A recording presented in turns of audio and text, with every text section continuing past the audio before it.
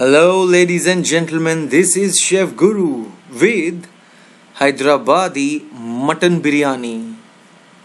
To begin with, I have taken around 750 grams of mutton here that has been washed thoroughly. And as you can see, these pieces are regular sizes. I haven't taken too large or too short pieces. If you take too large pieces, they don't cook well. And we'll just marinate this whole mixture with 1.5 teaspoon of salt and many more things to come. Let's follow this with 2 teaspoon of coriander powder,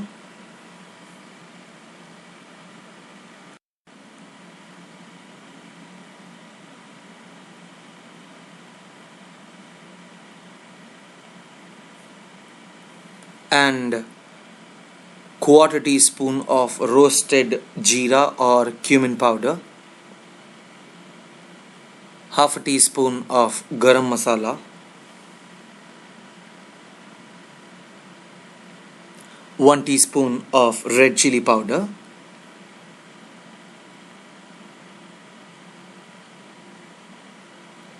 half a teaspoon of black pepper powder. In case you eat a lot of spice, you may add more. We'll add in 1 teaspoon of shahi jeera, or it's also called black jeera or cumin. And a little more spice, we'll be adding 3 green cardamom, 1 inch cinnamon stick, 2 bay leaves. These bay leaves, I'll just shred them into smaller pieces. Not very small, otherwise you will find them in your mouth while you enjoy the biryani. And we just added 2 zavitri or mace with 4 cloves and 1 black cardamom. Now the black cardamom, I'm trying to just squeeze it, break it open, applying all my strength on that, and there it goes. So 1 black cardamom there. And I've taken around 5 green chilies, ground them pretty well. And once I grind them, this is how they look. We'll add them. So we've added 3 kinds of chilies so far already. One is the green chili, and the other spice was the red chili powder, and of course the black pepper powder. We'll add something really important: 3 tablespoons of ginger garlic paste, something which gives your mutton biryani the actual authentic taste. So we'll scrape out everything from the bowl and add all of the ginger garlic paste here. 3 tablespoons, ladies and gentlemen. And then 1 lemon juice. Please do not add a lot of lemon juice, otherwise your biryani would become like, sour rice. We'll add in 1/4 cup of fried onions. Onions which have been fried and dried. That's what it means. Yeah, fried onions. 15 to 16 fresh mint leaves. Again, one of the most important ingredients for a biryani, mint leaves there. And then 7 to 8 fresh coriander leaves. Coriander leaves are optional, but mint leaves, you ought to have them. We'll add in 3/4 cup of curd.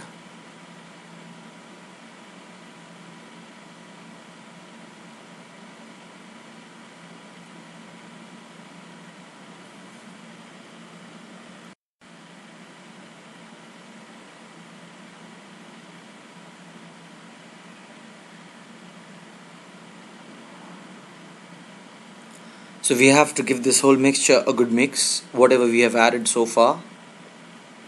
So make sure your hands are pretty sanitized, clean them well, and give this whole mixture a nice, good mix. Mix it until everything looks like this. And this marination process will take place around in 4 or 5 hours. So we just added clarified butter here. I added around 4 to 5 tablespoons of clarified butter. In case you do not like clarified butter, which is nothing but ghee, you can also replace that with groundnut oil. Now we'll leave this to marinate for around 4 to 5 hours. You can marinate this by keeping it at room temperature, or you can refrigerate it. Works anyway. until your mutton marinates for 4 to 5 hours. We can just go ahead and parboil our basmati rice. So I've kept this rice in water submerged for around half an hour, and after half an hour we are boiling it. While boiling it, it's very important you add 1 teaspoon of salt, and we will only parboil this to 40%. So when it is cooked 40%, we have to remove it because later on it will be cooked along with the mutton as dum. So it will become your Hyderabadi Dum Biryani. Now you can see it's almost boiling, and I can see that the rice has started dancing now. This is the time you just have to take no pity on the rice and just put the flame off. If you cook the rice over, if you overcook the rice at this time, later on your biryani would become like a khichdi. Yeah, so please strain the water, keep the rice aside, and I've taken a cooking pot to which I'll be adding that marinated mutton pieces after 4 hours now. Make sure this skillet or cooking pot you have taken should have a very thick base. That is very important because we'll be cooking for a long time and we do not want anything to burn here. So please make sure the base has to be pretty thick.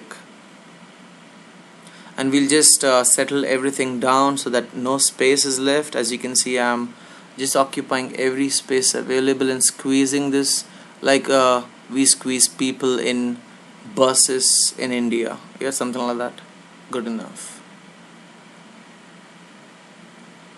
Alright, once we have done this, to this we'll be adding around 2 tablespoons of ghee or clarified butter.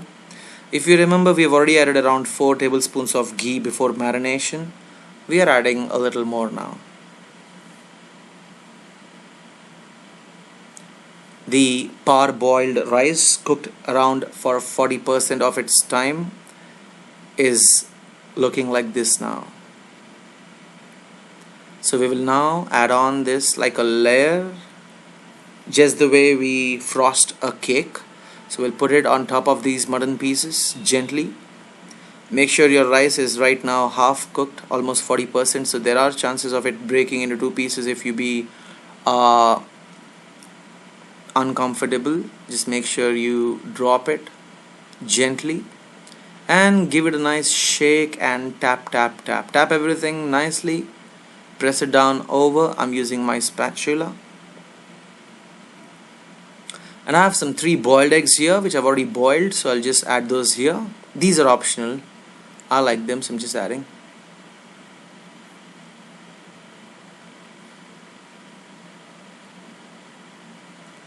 We'll sprinkle some fried onions on the top.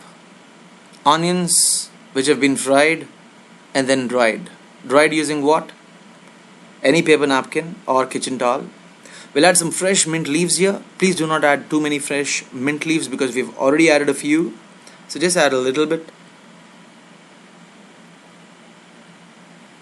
Though this rice would cook because of the steam, but still we require some moisture. So we'll add 3/4 cup of milk blended with saffron. Saffron not only gives you that authentic beautiful color, but it also gives you a nice flavor. Instead of milk, you can also use water if you like. Depends on your personal choice. So we'll just pour this milk dipped with saffron all over on the top. We'll add in 1 final tablespoon of ghee, or like I said, you can use groundnut oil if you like.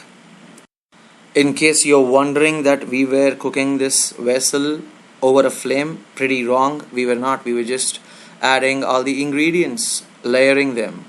And it's time now for us to put this over a flame and cook this for around 40 minutes. First 10 minutes at a high flame and the rest 30 minutes at a low flame. Please do not cook more than 10 minutes at a high flame, otherwise it will burn your biryani from the bottom. And a couple of things to remember is that the pot that you're using has a heavy base, has a thick base. And after 40 minutes of the total time, put off the flame, leave the biryani to cook on its own steam for 5 minutes, remove the lid and smell the awesome aroma of this mutton biryani. Nonetheless, all you can have this is along with some curd. But before that, let me just dig into this with my ladle and extract these beautiful soft tender mutton pieces out and show you how they look. See? Steam there, it is pretty hot, I cannot even touch this. And there we are. So like I was saying, serve this with mirchi ka salan, Hyderabadi delicacy, or along with rice. Along with curd. So ladies and gentlemen, thank you so much for watching Hyderabadi Mutton Biryani.